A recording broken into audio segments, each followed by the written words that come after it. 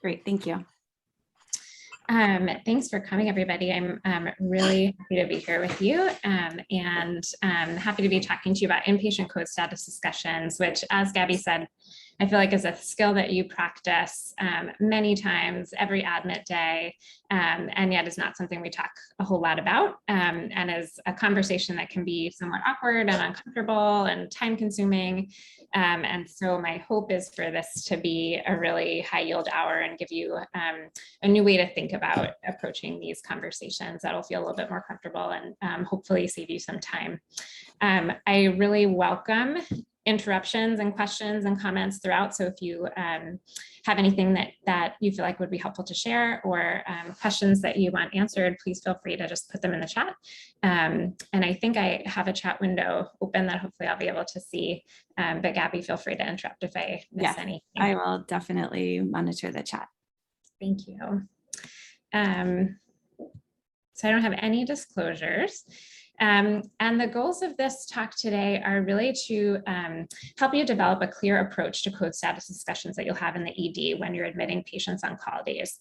And more specifically, to talk about which words you should actually say when you start this part of your H&P. How much time is a reasonable amount of time to spend with the variety of patients that you'll be interacting with? When are goals of care important to discuss and not just the code status order itself? And then finally, how do you document your code status discussion in the medical record? So before we get into the meat of it, I just wanted to frame for you that code status discussions are a primary palliative care skill. And primary palliative care skills are skills that all physicians should have, similar to the way all physicians should be able to assess decision-making capacity, even though psychiatrists might be most expert in it. Primary palliative care skills are skills that all physicians should have. And so these include screening and management of basic symptoms like pain, nausea, constipation, dyspnea, and anxiety.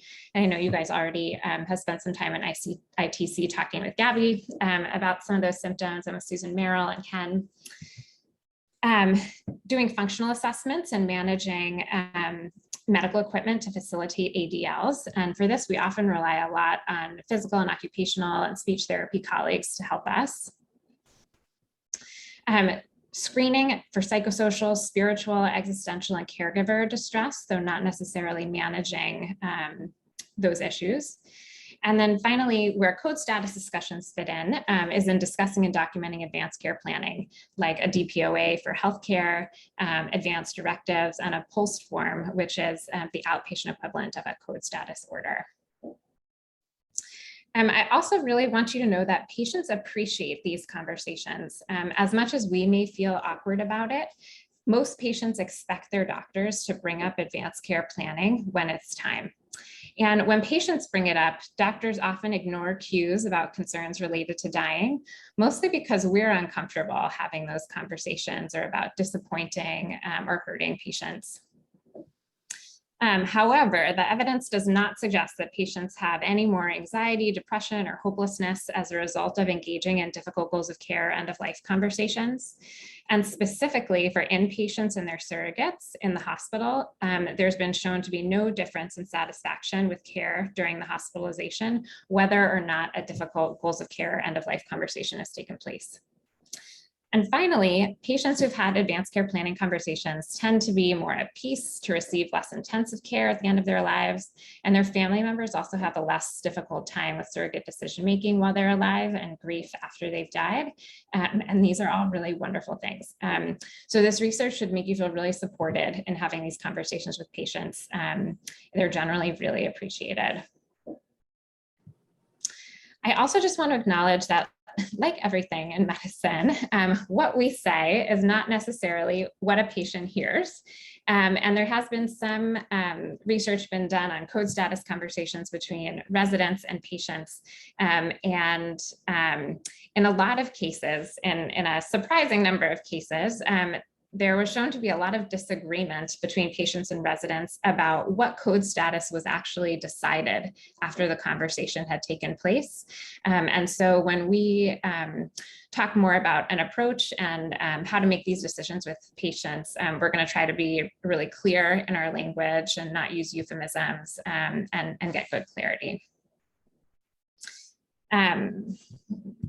So I have 3 different cases to share with you for the rest of this presentation that I think will help us sort of develop an approach and practice it. And here's the first one.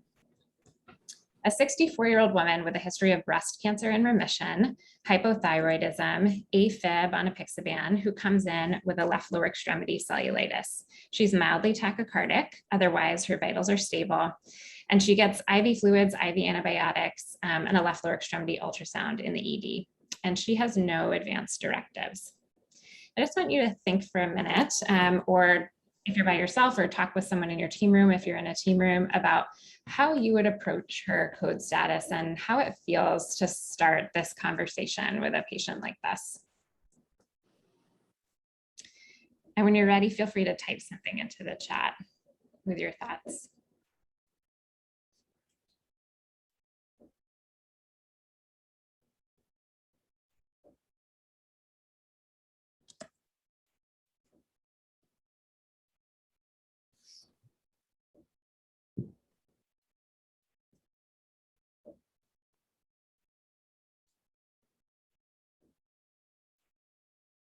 Quiet group.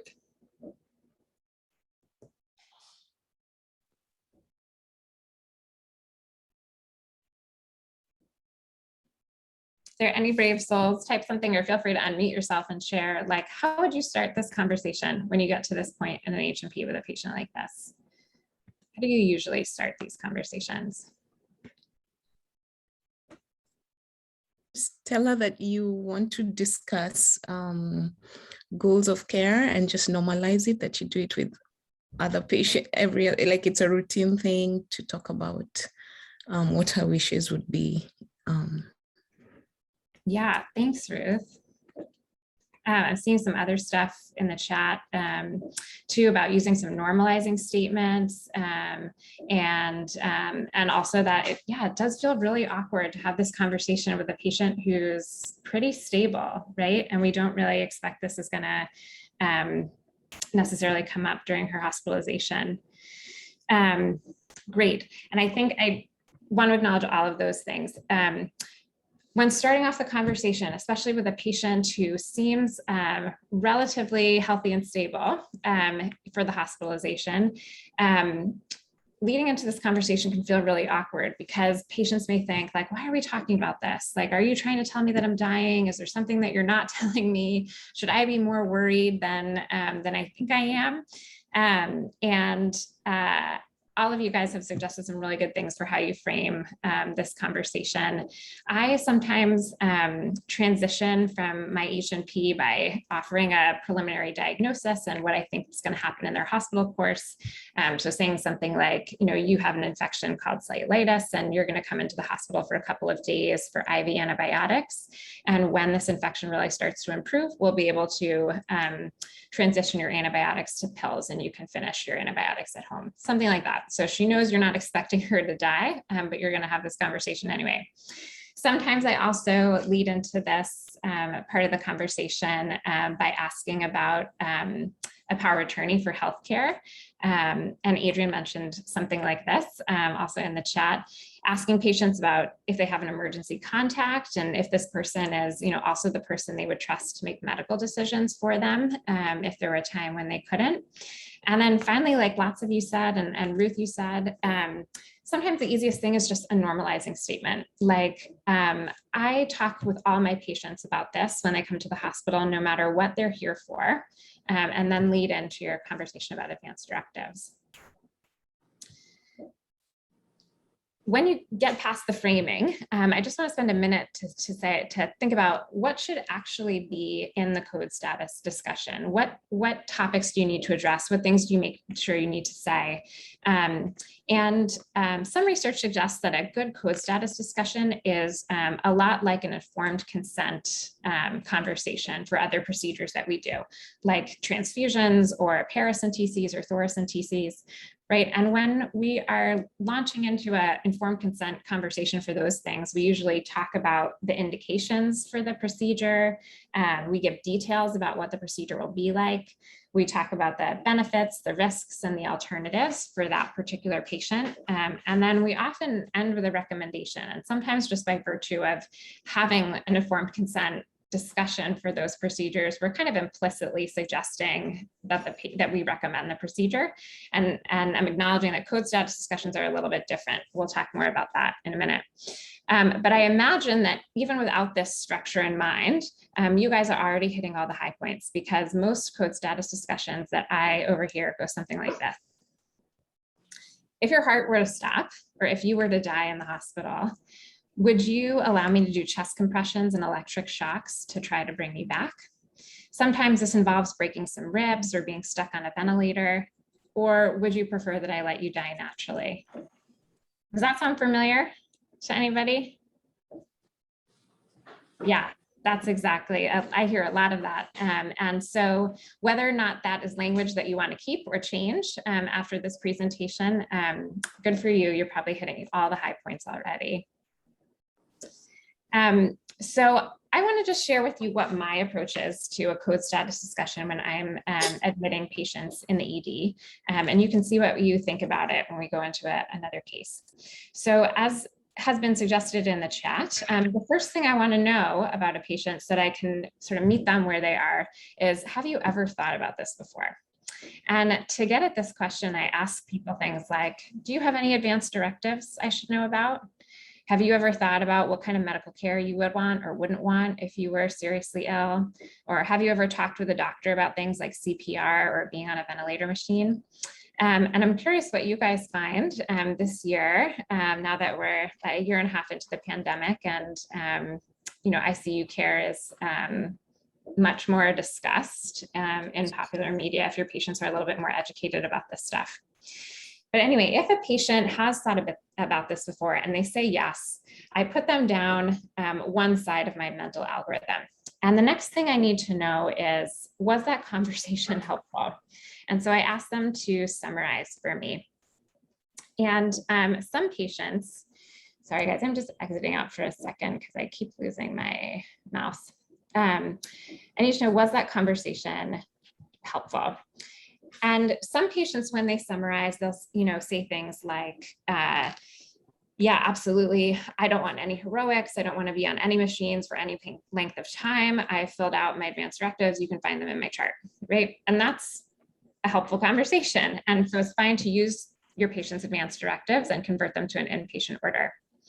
But other patients, a lot of patients sometimes say, oh yeah, I did all that. Like the will is in my safe deposit box and my daughter's a pharmacist and she's going to make all the decisions for me.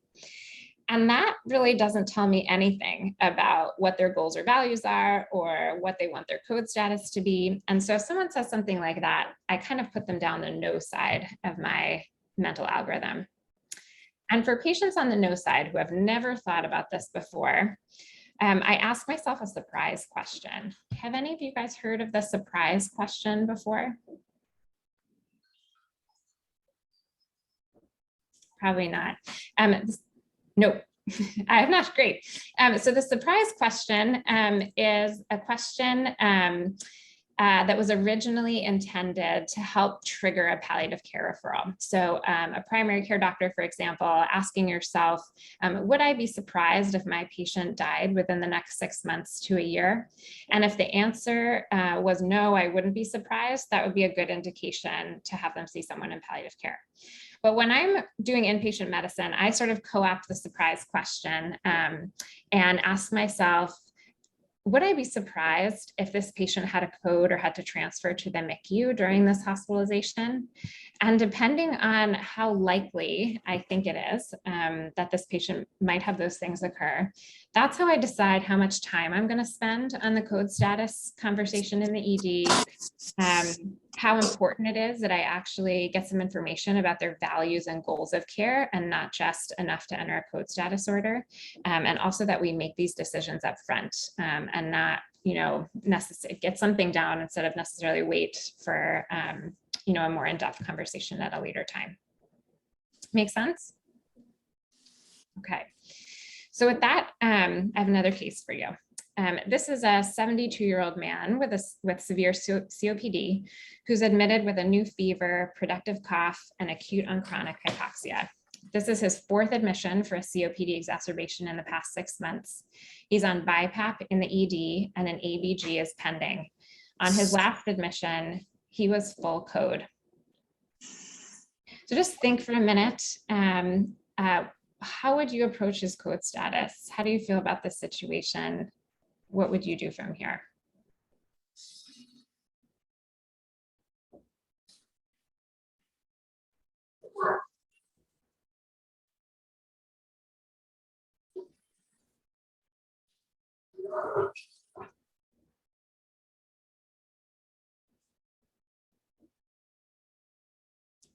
So I'm going to go on to say, when I think about our algorithm, it seems to me like someone who's this sick, who was full code during his last admission, either has never had a conversation, an in-depth conversation about code status before, and the full code was kind of a default code status order, or he's got a really good reason for being full code, right? Because it strikes me that full code might not be a great code status for him.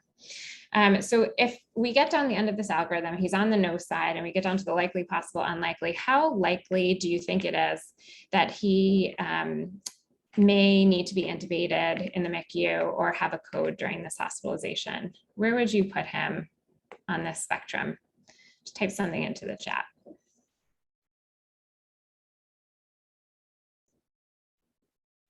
I'm seeing some likelies, possible to likely. Yeah, that's exactly what I think.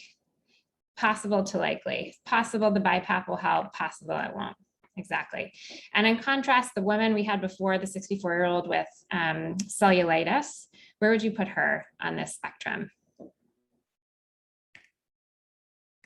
Unlikely. Yeah, I totally agree.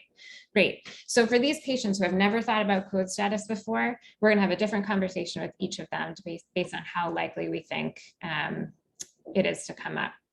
So for this woman with cellulitis, who's never thought about it before, and I don't think it's likely to come up, I often say something like this. In the unexpected event that you were to die suddenly in the hospital, would you allow me to do CPR and place a breathing tube to try to reverse that? And you can figure out what language feels right to you when it actually comes out of your mouth. But the point I want to make is I often just get assent from a patient to be full code in this situation, rather than go through the whole informed consent process, because I don't think it's really likely to come up for her. Does that make sense? And then for this patient who it is likely to come up, I'll often say something like, for many people with advanced COPD, there comes a time when even our best medical interventions can't really improve things. I'm worried we might be near that time now.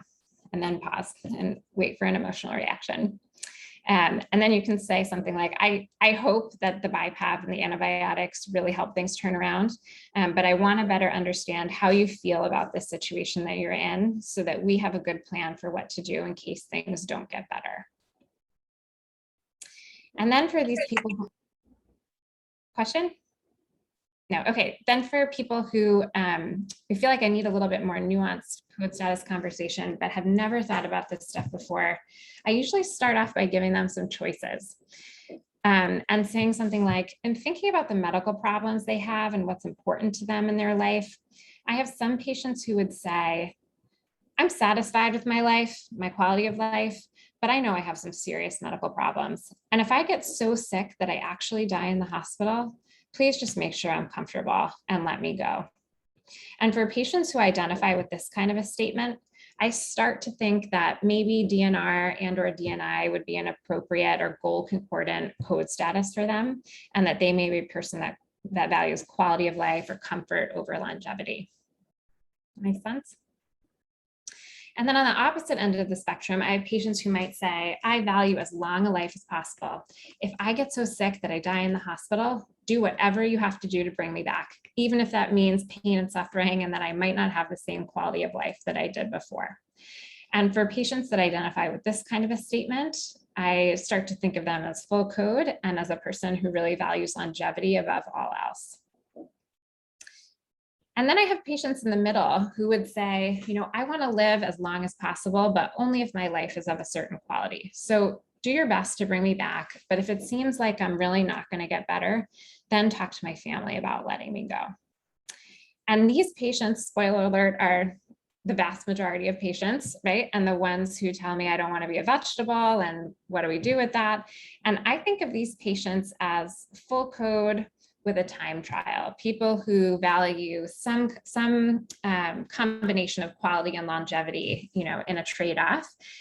They're not telling you that they don't want you to try. They're not telling you that they don't want to risk going through CPR or being on a ventilator, but they're nervous about a bad outcome, right? And so if something happens that they're not going to be able to recover to a quality of life that's acceptable to them, then they want you to talk to their family and change course. Does that make sense? Questions up to here? For a time trial, how do you put that into the EHR? Great question. I often, when you enter a code status order, often a little, you can verify this for me because I'm a little new to inpatient Epic, but often a little free text box will come up that allows you to enter some comments. And so we'll talk a little bit more at the end of this presentation about how to write about your code status discussion to make sure that these kinds of values are captured in that free text box. Great question. Other questions?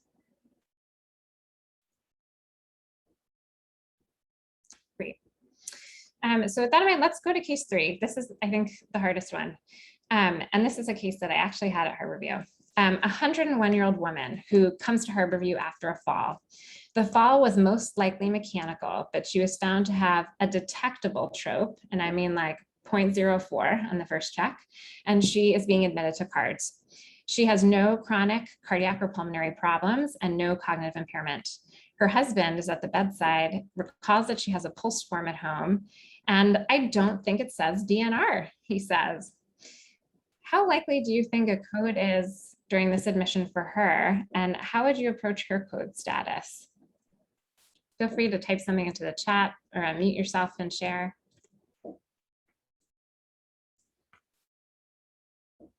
I see an unlikely. Anybody else? How likely do you think a code is for her this admission? Possible. She's 101. A lot of possibles.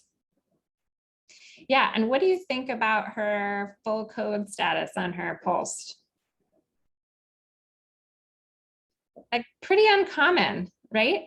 I got paged immediately by the nurse when I entered a full code order because this is a pretty uncommon thing. And so I asked her and her husband about it, how they came to the decision to fill out the pulse form in that way.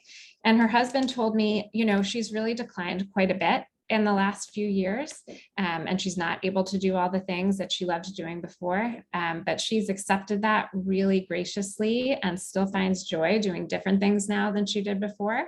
And so I thought, like if she were to go through a code and like suffer a significant disability, she might be a person that would handle that well and be thankful to be alive. And so even though this is really uncommon, because we asked and we feel like her, we agree on the reality that she's facing and seems to have good reasoning, I just want you to know also it's totally okay to be full code. We're trying to align with our patients and provide goal concordant care. And that goal concordant care should be based on the reality that they're facing, right? And we want to make sure we're on the same page about that. But it is totally okay for patients to make different decisions than we would make for them. And in this case, this patient was full code. The point was that we just spent the time to understand her values and understand her decisions. Make sense? Questions? All right. Was she able to speak for herself? Sorry, or were you just talking to her husband? Yeah, she was able to speak for herself, and she agreed. I think they just had like the kind of relationship, married for 70 years, you know, where he was the one that remembered that the pulse form was at home. So that's why I think he was the one that described it to me. Yeah, good question. I also just want to make a note to make sure you know, and make sure it's clear. I'm sure you already know that DNR, being DNR or DNI, is not a philosophy of care. I think a lot of patients, some that you may have already come across, and particularly geriatric patients, I find, are often afraid to be DNR or DNI because they worry that their healthcare providers are going to assume that they're not interested in any intensive treatments and that they're sort of at peace with the idea of dying. And that is just absolutely not true. So this is a quote from a book written by one of my palliative care mentors at UCSF, who wrote this. This book is for patients and their families, by the way. The challenge is that many people, doctors and nurses included, think that no code and DNR mean do nothing. That is, don't do anything to help patients live longer, which is simply not true. In reality, no code and DNR only mean that if you die suddenly, we won't try to revive you. The designation doesn't mean anything more. It also doesn't tell us anything about your preferences for other treatments. And we can do plenty short of CPR to help you feel better and live longer. And so I just want to make it, again, just highlight that things like dialysis, like surgery, like lines and pressors in the ICU, cardioversion, angiography, like all of those things are still on the table for patients who are DNR and or DNI. The code status order is just a very specific, covers a very specific situation that doesn't give us any information about the rest of their medical treatment preferences. And now just to about documenting the code status discussion. Best practice is that your note about a code status discussion in this free text box in Epic will include something about who the discussion was with, something about the patient's goals and values, their prognosis, their treatment options and resuscitation outcomes, and who their healthcare power of attorney is. And as you can see in this one study that I found, very few code status notes actually have all 5 elements. Many have 0, right? If you just enter the order with nothing written in it. But the goal is to try to address all of these things, particularly if you think a code or a MICU transfer is likely, and a patient may not be in a position to have that conversation with you at a later time. It's important to write down as much as you can. So some examples of things that you might be able to write in that box. I had a conversation upon admission with Miss R and her husband, her DPOA. She has advanced ILD. She feels her quality of life is compromised significantly by her dyspnea and unfortunately is not a candidate for lung transplant. She would like to maintain as much independence as possible in the time she has left, and CPR and mechanical ventilation would not help her achieve this. So she prefers to be DNR, DNI. Does that make sense? Okay, and another example. Sorry, losing my mouse again. Another example, I had a conversation upon admission with Mr. T and his son, who's his DPOA.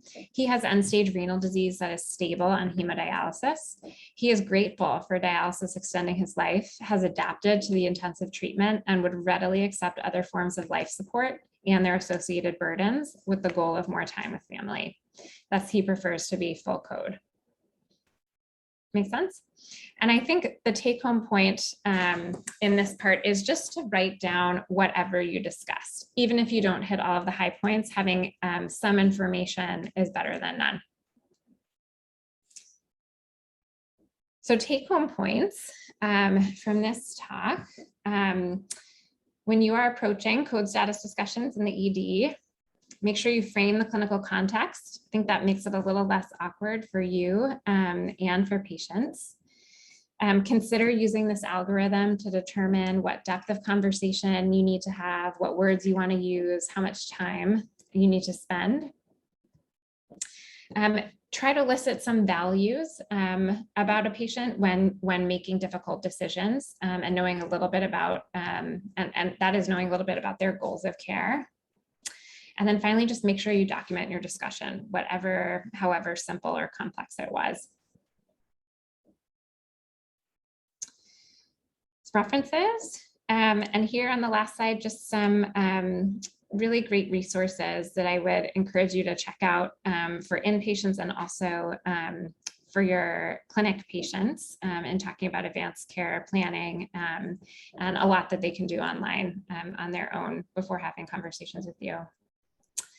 I know that's a lot, that's a big topic, and that there were some things in the chat earlier about some of our cases that we didn't get to discuss in detail. Please write in some other questions or unmute yourself if you've had experiences with this that you think have fit or not fit this model, and something you want to share.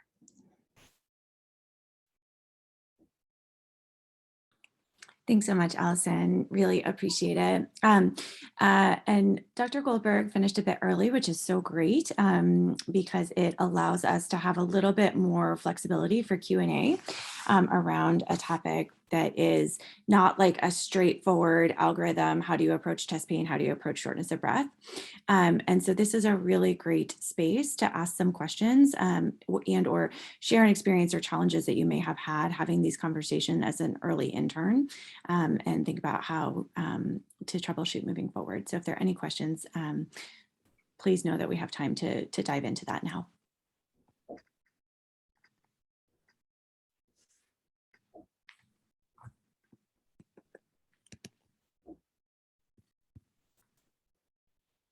Any recommendations for patients who really don't want to discuss and say defer everything to their family or doctors? Yeah, I would. I think that's okay. That's a hard situation to be in, but it's perfectly okay for a patient not to want to make their own medical decisions and to defer those kinds of things to their family. I think of it kind of like a DPOA, if somebody who's asked to be a DPOA and they say they really don't feel comfortable serving in that capacity, and then we have to go to an alternate. And so I would talk to their family and get some information about who they are, how they're doing, how they feel about their illness, and try to make a decision with whoever they appoint as their surrogate. About likelihood of successful CPR. I think this is a tricky one. I'm not always sure that statistics are really helpful, though I think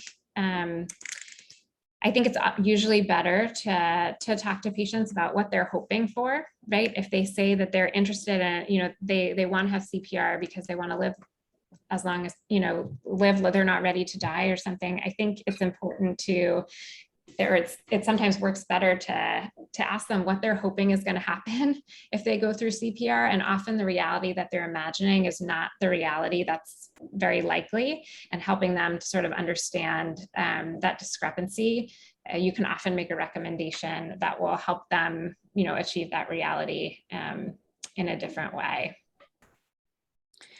And before you jump into the next question, Allison, I'm just going to piggyback on that response. I think that one thing that I want you to hear loud and clear from this presentation and moving forward, and I think is really hard to sort of incorporate into your practice as an early physician, is this idea of making a recommendation, and that it's okay for a physician to make a recommendation about a code status based on what you're hearing from a patient's preferences. So if you are doing a really good job listening and you're hearing that a patient's goals and hopes, even if it's brief, are not consistent with, living life impaired, either on a ventilator or off at home, then it's okay to make a recommendation based on what I'm hearing.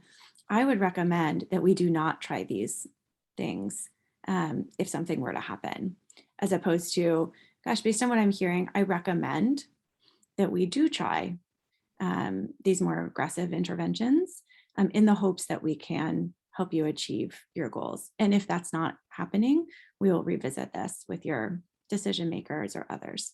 But just that idea that you can make a recommendation, I think can be hard and empowering. And I think also, just to piggyback on what Gabby said, I think a lot of this becomes difficult when we phrase it like, if your heart stops, like, do you want me to, like, do you want me to do something about it, right? Or if you can't breathe, like, do you want me to put you on a ventilator? And that doesn't really give patients a choice, right? It's like, do you want me to save your life? Do you want me to help you breathe?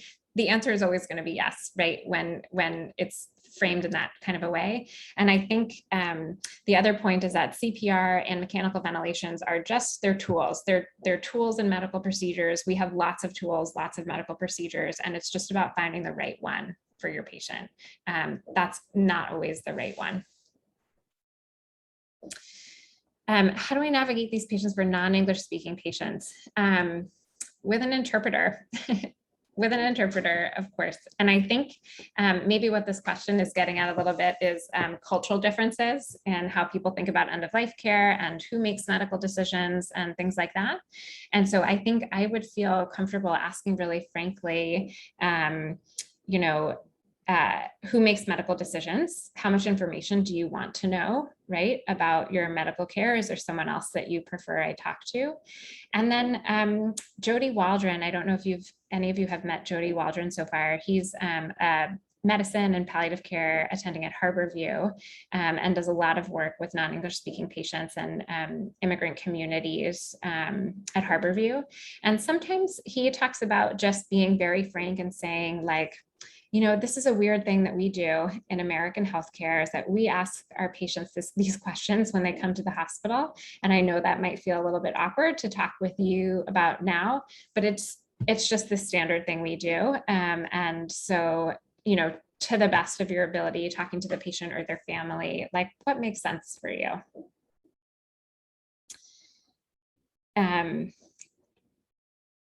Tips for responses to patients who enthusiastically want CPR, but would only want to be intubated for X number of days or time. Great question. This happens a lot. I think being intubated for a specific number of days doesn't make sense at all. And it seems like Rigo that you feel the same way, probably.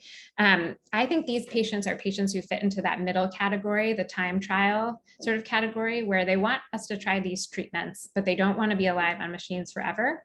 And time trials are a whole other big topic that we can talk about at some point. But it's basically where patients and families and all, the medical team sort of agrees on what would look like progress for this patient. Is it a lab value? Is it a change in their ventilator settings? Is it being awake? Like what would look like progress for this patient?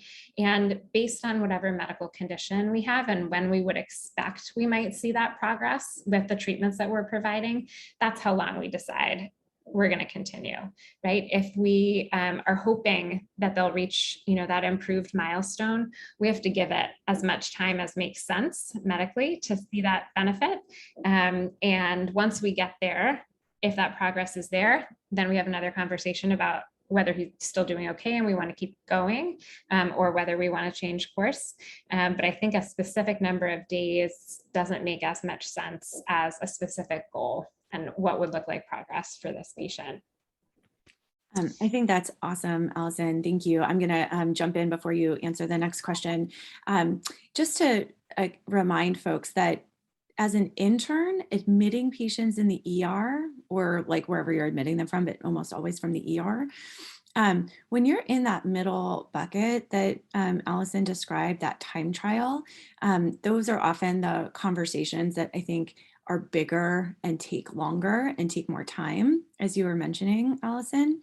And so as the intern, I think probably your job is to recognize that moment, right? Is to say, gosh, this sounds like a time trial person who is interested in that concept of time trial that we talked about in ITC that wants to be full code now, but we need to have a bigger conversation. And when you're thinking about the complexities around that and, trying to identify a goal rather than a number of days, to your point, Rigo, this is a conversation to parking lot for like later, right? To come back with your senior resident, come back with your attending the following morning, or the nocturnist, whoever it is that you're staffing with, to try and unpack that a little bit so that you don't feel like you have to do that on your own for half an hour or 40 minutes, without sort of knowledge about what is a reasonable goal or what is a reasonable time to meet that goal.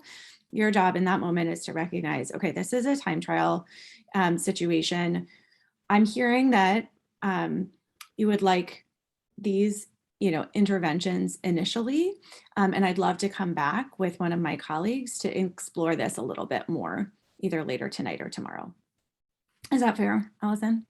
That sounds perfect. And I think, and just to acknowledge, right, some of these situations that that all of you are bringing up about, patients who have really fixed ideas that are difficult to penetrate, or patients who come from different cultural backgrounds and may not be familiar with this concept. It's a hard thing to translate, especially when someone is feeling sick and not their best self.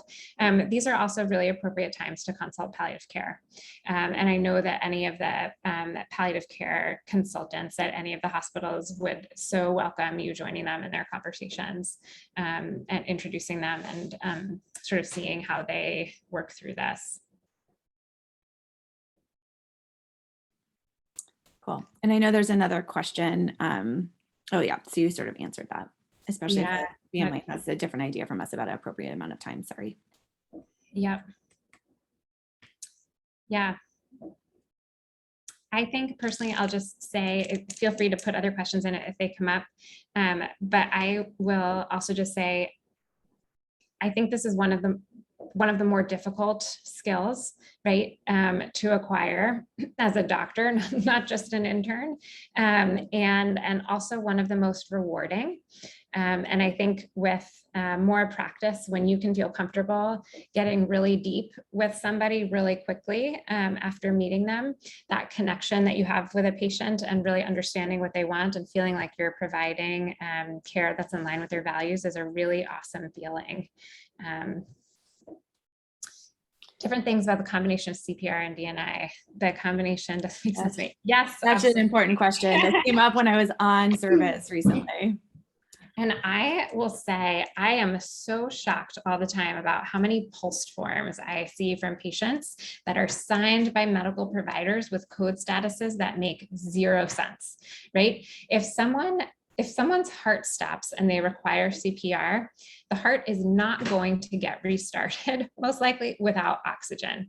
And so being intubated, in my mind, goes with CPR. If you want to have CPR, you kind of need the whole package in order to have the best chance of CPR being successful. But shy of CPR, intubation or not intubation can kind of stand alone. And that's the only sort of fixed rule that I have. That it makes no sense to get CPR without being willing to be intubated. And I think for patients who feel like they want that, in spite of it not making sense, either means that they don't really understand, or no one has really had that conversation with them, or they're hoping for something that they're not ready to give up on. And they feel like, that CPR is going to somehow help them get there. Maybe it's going to help them or their family feel like they tried everything, right? And we can sort of reframe that so that we are not putting someone through CPR when we don't think it's going to work, and yet can set up the situation or explain the situation in a way that really makes everyone feel like we have tried absolutely everything reasonable. And describes this person in a strength-based way rather than giving up if you choose not to have that. That was a great question. Patients who are unable to confirm prior code status documentation from several years ago. Like you found something, David, like you found something in the chart, but it was from a long time ago, and you wonder if there have been major changes in their medical situation from the time that they filled that out to now. Yeah, exactly. Yeah, I I would be really suspicious. Sorry, I would be really suspicious of those things too. Sometimes in Epic, in the overview and the problem list, you can see when a particular problem was diagnosed and match that date with the advanced care planning documents that you have and know that things have changed significantly since the last time they filled that out. But if someone's altered and has a POST form that is maybe discrepant with what would be appropriate now, I often just try to contact the provider who signed it, or look for notes in Epic, or in Epic or Mindscape, however you get to the old notes these days. Look for notes that were from the provider who signed it that may give some clues about the context. And family may also have some context about when that was signed, and it's okay for someone's DPOA to give different instructions than what's written in an advanced care planning document if the situation has changed.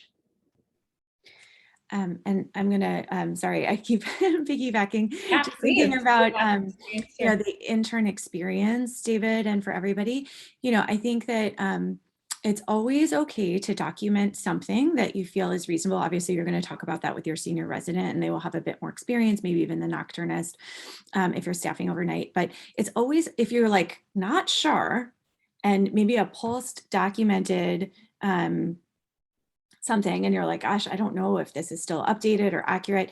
It is really okay to document full code until you have another conversation.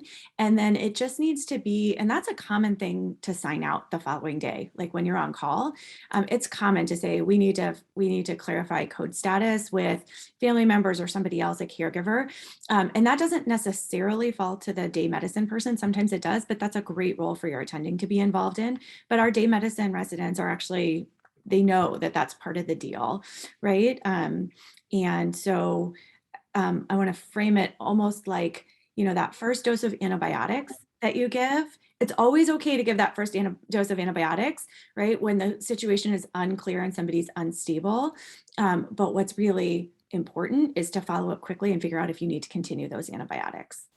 Now, obviously, if somebody does code and you have to move to a situation of like potentially coding them, it can be really challenging if you're not sure if that's their wishes. So obviously you're going to get other folks involved, but just wanted to clarify that it is common to sign out a code status conversation the following day to make sure that you get everybody's perspective. And I think this is also a really appropriate situation to use some of your like other supportive staff to do, like social work. I think they're really good at finding people and contacting people, providers, and I think it would be a really appropriate ask, especially because this may take a lot of time for a social worker to try to find the provider who signed it, or contact find family members who know this person, or friends who know this person that you can have a different conversation with. And that's a great thing to, like, in the morning post call social work, just like you're going to call all your early consults, call social work in the morning and say, hey, can you try and locate somebody to help have this conversation, so that by the time you've signed out at 10 o'clock or whatever, somebody might be available, or there may be somebody who's already been located, and then the day medicine or attending, day medicine resident or attending can move forward with that conversation. I think you also, guys, all of you, like all of the questions that you're asking really, suggest to me that you have a really good sense of what makes sense and what doesn't make sense, and situations that give you pause or make you feel uncomfortable they're all appropriate, right? There's something missing. There's some piece of information missing that needs to be addressed further to make this feel really like you're providing goal concordant care. And just having that awareness that like something is missing, something is not right, is a huge part of what makes this go well, right? So just even like raising your suspicion that another conversation is needed or more information is needed is really awesome, rather than just entering, whatever is the easiest code status order. And just like Gabby said, really appropriate really appropriate to make this like a whole team thing with your senior resident, with your attending, with social work, not all on you to figure out. But good on you for having that awareness.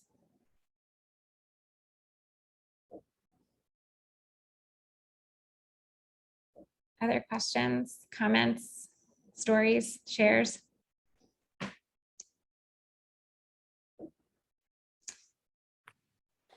I would love your feedback in that survey that Gabby just put into the chat. I'm always, I feel like every year that I give this talk, people come to residency knowing more and more about this stuff. And I want to make it helpful for you every year. So all of your comments are really appreciated. Great. Thank you so much, Dr. Goldberg, for joining us from all the way across the country. Thanks to everybody for joining us this morning. I hope you enjoyed having a little bit more Q&A time at the end to really sort of dig into the issues that you're thinking about as you are admitting patients. We will see each other next Monday for intern retreat, which I'm really excited about. Have a wonderful few days before then. And then I'll mention this at intern retreat, but we will gather for our last intern teaching conference next Thursday morning, 7 o'clock, same Zoom link, Dr. Andrew Chang on how to approach chest pain. Thank you all. Have a great rest of your day. I'm going to stop recording.